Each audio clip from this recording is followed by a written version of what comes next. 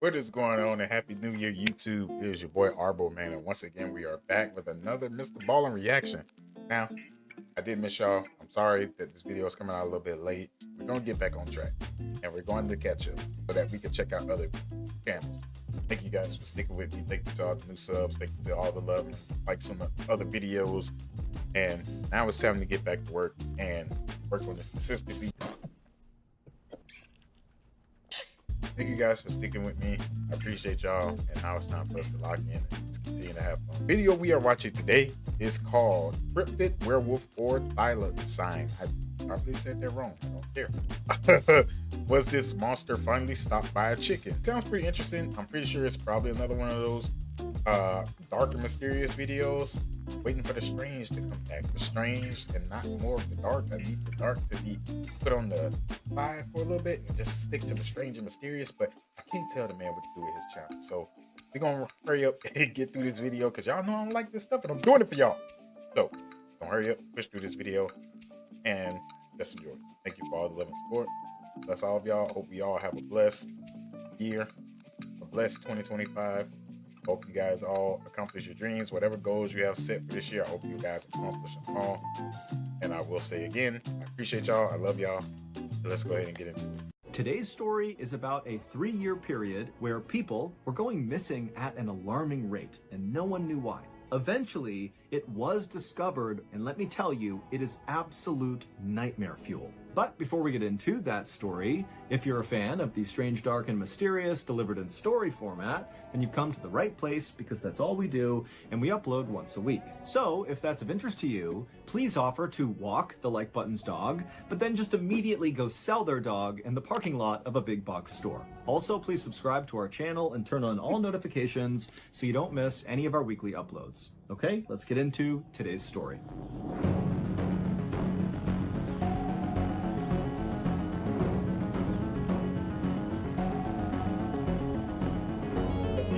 I ain't even gonna try to pronounce that.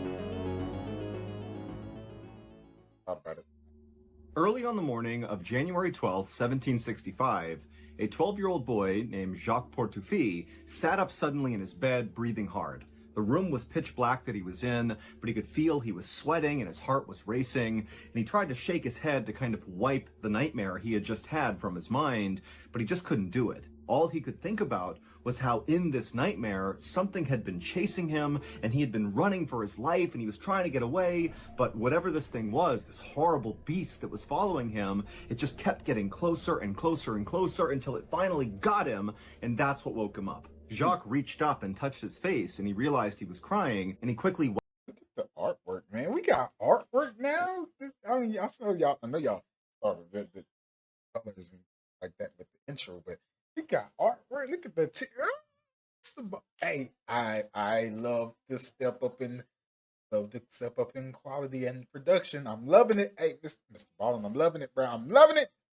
wiped the tears away because he didn't want any of his brothers or sisters to see that he was crying. Jacques was the oldest of 8 kids in his family, and all of them slept in the same small room on straw-filled mattresses inside of their family's little cottage in the southern French province of Gévaudan.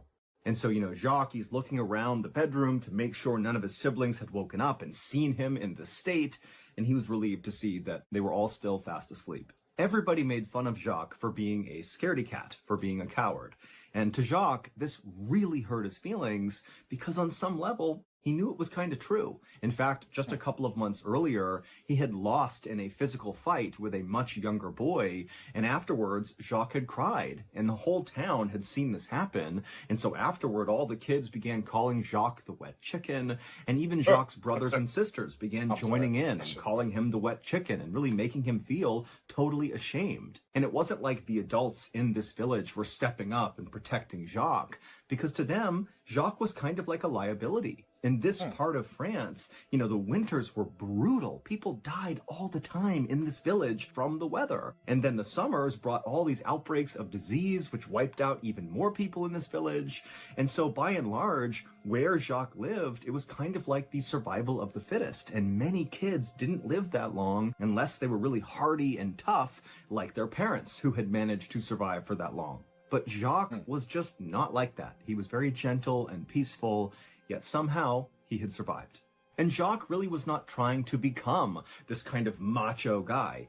Instead, he really wanted to be a priest, like his uncle. But his uncle lived far away, and so it was tough to see his uncle all that often, to learn about, how to become a priest. But anytime Jacques did get a chance to actually see his uncle, he would have a chance to read all these books and study alongside his uncle. And so for a little while, it was like Jacques was transported away from the hardships of his village to the life that in many ways he wished he had. A quiet, peaceful, very studious life. But deep down, Jacques felt like there was no chance he would ever actually escape this little village where he effectively was an outcast.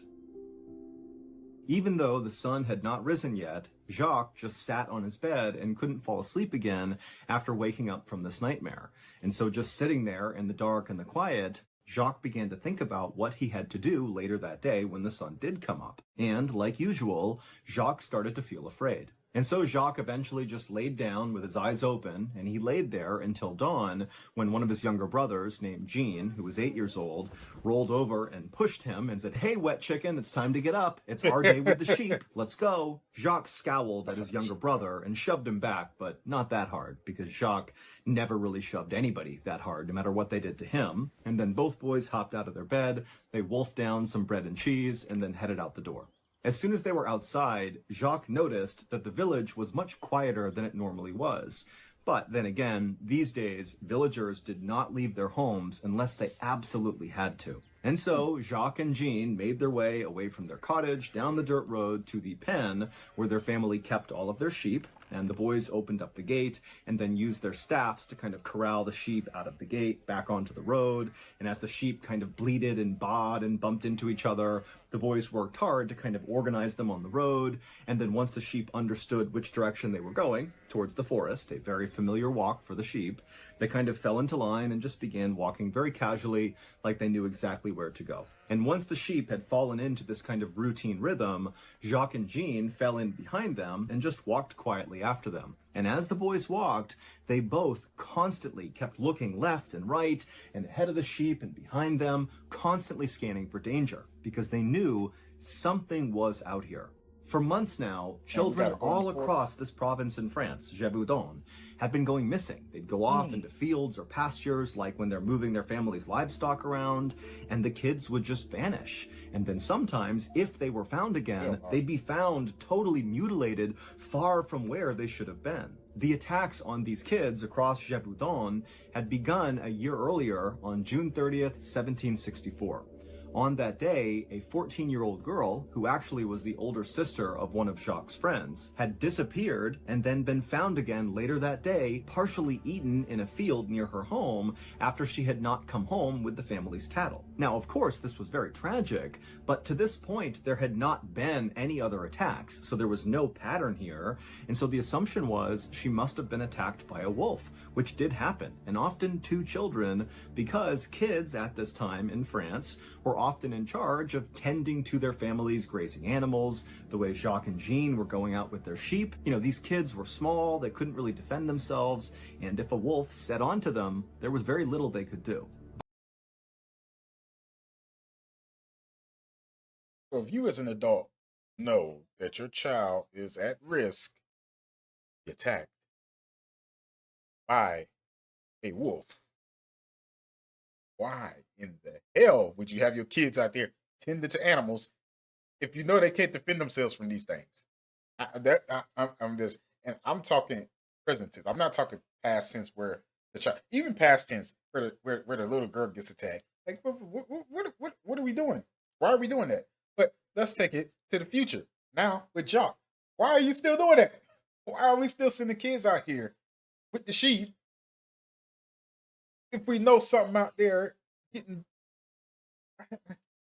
We listen, we don't judge. 2025 edition. But 5 weeks after this 14-year-old girl was found dead and mutilated in the field, 2 more teenagers were also found mutilated and dead in a field. And really, this was only the beginning. As summer turned to fall that year, more and more kids went missing and then turned up dead in fields, partially mutilated. And the more these attacks happened across southern France, the more people thought to themselves, this can't be a wolf. Number one, wolves don't go on extended human killing sprees. That's just not a thing. And number two, If it was a wolf, they would be eating more of their victims. They wouldn't just rip their body to shreds and then leave them. They would eat the meat. And so, by this early January day in 1765, as Jacques and Jean were setting out for the day with their family's sheep, the death toll from whatever was killing these kids was now well into the dozens. People in France had begun calling whatever was killing these children the Beast of Gévaudan, and stories about this creature began popping up in newspapers all over France. People all across southern France began forming these huge hunting parties to go out into the forests and the wilds of Gévaudan to find this creature. And But you're still sending your kids out there to tend the wildlife. Okay, yeah, that makes sense. Yeah, let's keep putting our children at risk. But yeah, we're gonna send this search party out to find this thing, but we ain't going to tend our animals. Like, what are we doing, bro? What are we doing? Like, why are we still sending the kids out, man? You got to like, I don't, I don't know. Maybe I'm reading too much into it. I apologize. kill it, but they would always come back empty-handed. And then every now and again, a hunter would be out and they would see a huge wolf and they would kill it and they would declare that they had found and killed the Beast of Gévaudan. But the attacks on these kids all across this province just continued. Who So the hell drew obviously, that wolf was not it. And so as these attacks continued, all the fairs and festivals that... No, I'm sorry. I'm sorry. Who the hell? Well, I shouldn't be laughing, bro. But who did this? I'm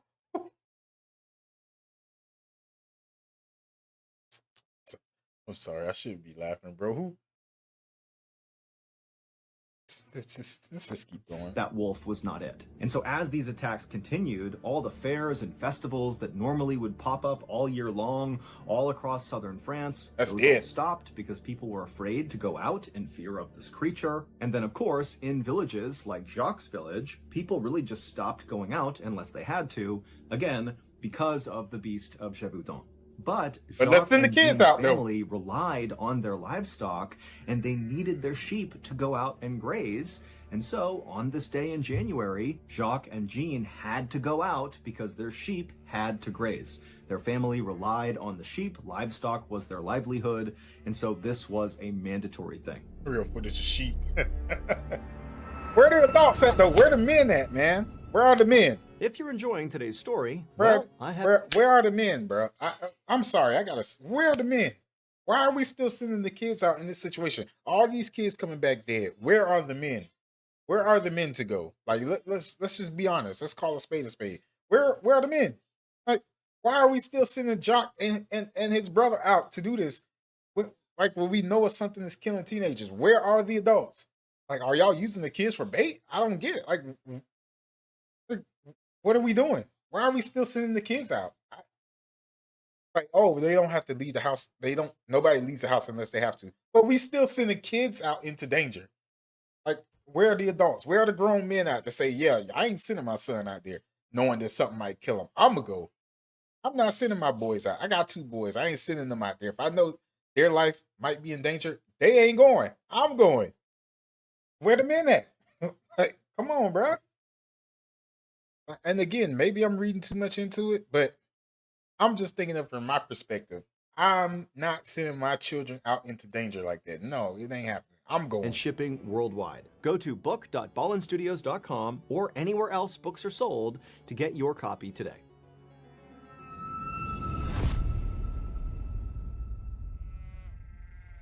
As Jacques and Jean continued walking behind their herd of sheep down this dirt road towards the forest, the 2 boys eventually came to a stop and just turned around and looked back at their village, and they saw walking on the road towards them were 5 more kids, along with 2 additional herds of sheep that these 5 kids were in charge of. Ever since the Beast of Gévaudan had become a thing, Jacques and Jean had begun tending their sheep along with these 5 kids and their sheep. They figured the bigger their group was, the safer they were from this creature. As the 5 kids got closer to Jacques and Jean, Jacques realized that one of the kids that was with them this day was a tall, thin redhead. It was the same younger boy who had recently beaten Jacques up in front of the village, and he had cried and everyone had made fun of him. And so Jacques sees this kid coming, and immediately he can feel his face burning with embarrassment.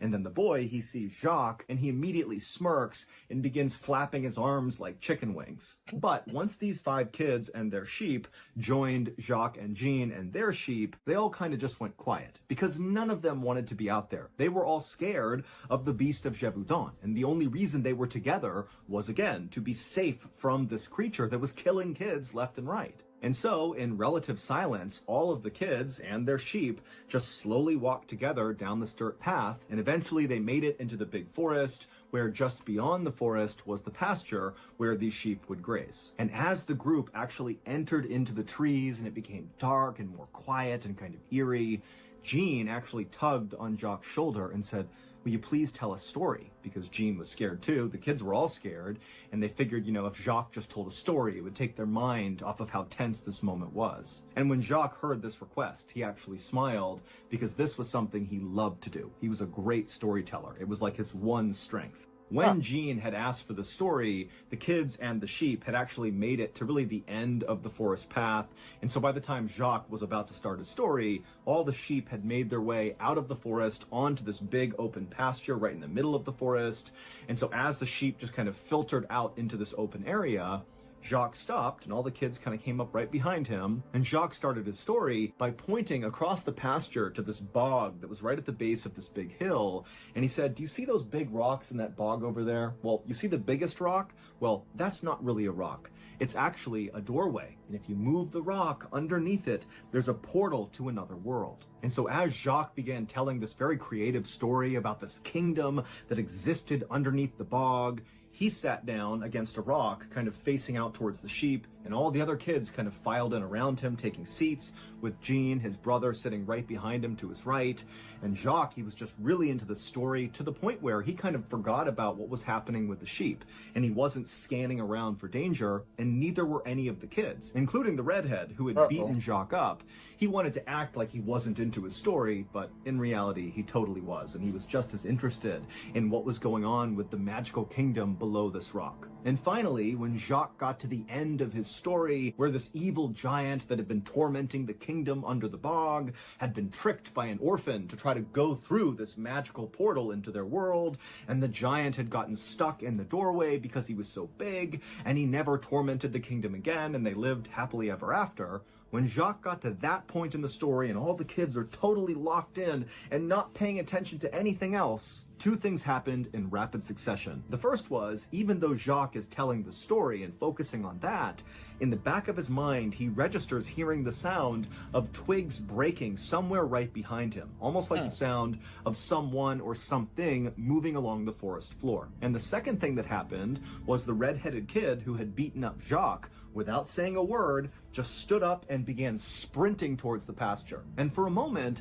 Jacques thought this kid, who was kind of like a bully, was doing this on purpose, to be rude to Jacques, to kind of run away at the climax of the story like he didn't care about it. But then Jacques realized that he smelled something terrible behind him. But when Jacques turned around to see what was making this smell, he saw that his brother, Jean, who had been sitting right behind him to his right, was now gone, and where he had been sitting was just his staff laying on the ground. And for a second, Jacques just couldn't process what his eyes were seeing. He didn't understand how his brother could have gotten away from him without him noticing. But before Jacques could do anything, all the kids around him that were still there began screaming and pointing up towards this hill that was right behind them. And so Jacques turned around, and to his horror, he saw there was this huge 12-foot tall creature that was covered in fur. It looked like an oversized wolf, but it was standing on 2 legs, and its bones seemed like they were too big for its own skin, and it made it seem very angular and jagged. And as it kind of loped grotesquely up the hillside, Jacques realized it was carrying in its front arm Jean, who was screaming and kicking, but could not get away from this creature. Jacques understood that this was the beast of Gévaudan, and it was going to go kill his brother. And immediately, Jacques is thinking, you gotta run away, get to safety, get out of here. And all the kids around him, that's what they did. They took off running towards the pasture. They didn't care about Jean, they only cared about themselves. And so Jacques, he knows he needs to get away, save himself, but his legs just will not move. He is rooted to the spot because something inside of him told him he has to save his brother. It doesn't matter if everyone thinks he's a coward, that's his brother. He needs to do something. And so Jacques, he turns to the kids who are running away from him and he screams at them to stop, come back. And the kids were so surprised to hear this strong, authoritative voice coming out of the wet chicken that they did stop and turned around to see what he wanted. And he said, get over here, I have a plan. And so the kids, with the exception of the redhead who had run off by himself, they came back to Jacques, and Jacques began telling them his plan to save Jean. And the kids, again, were so taken with how Jacques was really owning this moment and being a leader that they all said, okay, let's do this. And so after this very quick planning meeting, all the kids turned and began running up the hillside towards the beast of Gévaudan with Jacques in the front with his staff out. And the kids gained on the beast really quickly. And the creature clearly noticed and kept turning around and kept looking at these kids getting closer and closer. But the beast did not seem interested in any of them. It just wanted Jean. And in fact, it moved Jean from its arm up into its mouth. And then the creature began kind of using the trees to pull itself faster and faster away from the kids. But Jacques, he just kept going faster and faster and pushing himself to get closer and closer. And as he did, it motivated the other kids to follow along and push it and gain on this creature. And finally, they got close enough to this beast that Jacques yelled out to the kids, now! And they all fanned out around it and began smashing this beast with their staffs they used to shepherd their livestock. Oh, they jumping that none boy. of their blows to this creature were doing any real damage, and the creature did not really seem fazed that the kids were now attacking it, but they were kind of able, with their strikes to this creature, to direct it and get it to kind of turn in the direction that Jacques had told them to make the creature go. And so the kids continued to beat and poke and corral this creature, and every time they'd hit it, the beast would kind of flail out with one of its arms, but it never really did anything because, again, it's really focused, obviously, on taking Jean. But eventually, Jacques' plan worked. He had corralled the creature to the top of the hillside, right over where that bog was, where those rocks in the middle were part of the story that Jacques had told about how there was this portal to another world. And once this creature was positioned where Jacques wanted it, he again yelled to the kids to do the next phase of their plan. And all the kids kind of fanned out to the top of the hill, and with their staffs, they beat and poked this creature down the hill into the bog. And as they did this, Jacques kept looking to see if Jean was alive, because earlier he had been screaming and kicking, but now there was blood all over his brother, and he was limp in the creature's mouth, and he wasn't making any sound. But Jacques didn't care. He wanted to get his brother back, dead or alive. And so finally, Jacques stepped forward from the group, and he wound up and he smashed the beast as hard as he could, hard enough that the beast actually kind of stumbled forward into the actual marshy bog. And what Jacques knew about this bog and why he had come up with that particular story about there being a gateway to another world is weeks earlier, he had actually accidentally stepped into this bog and saw it was really deep. And he had been lucky enough that he had grabbed a rock and kind of pulled himself out, because if he hadn't, the bog kind of functioned like quicksand. You could get stuck in the bog and never get out again. And this is what happened to the beast of Gévaudan. It went feet first into the one spot of the bog that Jacques had had all the kids corral it to, that was the deepest and most dangerous part. And as soon as the beast stepped into it, it sunk down to its waist. And immediately the beast reached out with its huge muscular arms and tried to pull itself out of the bog, but it couldn't. It was stuck. And so in its panic, it let go of Jean from its mouth, and it actually turned around and it looked at Jacques and the other kids. And when it did, Jacques almost lost his nerve, because when he saw this thing face to face up close, he saw this was not a wolf's face. This was almost like a human face. Its eyes were making distinct eye contact with Jacques, and it was furious. It was like the beast understood that Jacques had just trapped it. He had tricked the beast into walking into this bog, and it wanted to kill Jacques. And for a moment, Jacques was totally entranced by this creature's eyes. It just struck him that this looks human. It looks intelligent. You know, what is this thing? And while Jacques was kind of in this daze, the creature reached forward and slashed his stomach wide open, and Jacques fell backwards on the ground, but luckily he was far enough away from the beast that he couldn't be pulled back in. And in this kind of frantic moment, one of the other kids saw an opportunity and ran forward, grabbed Jean, who was laying on the surface of the bog, and he pulled him away from the beast. And the beast whipped around. He tried to grab Jean, but he couldn't. And so all of a sudden, all these kids were safely away from the beast of Gévaudan, who was totally trapped. And so at this point, the other kids who were not hurt, they scooped up Jacques and they scooped up Jean, and they began running away from the bog, across the pasture, back towards the village, leaving the beast where it was. And as they ran, they heard it bellowing out and roaring and trying to pull itself out, but it still just remained in the bog.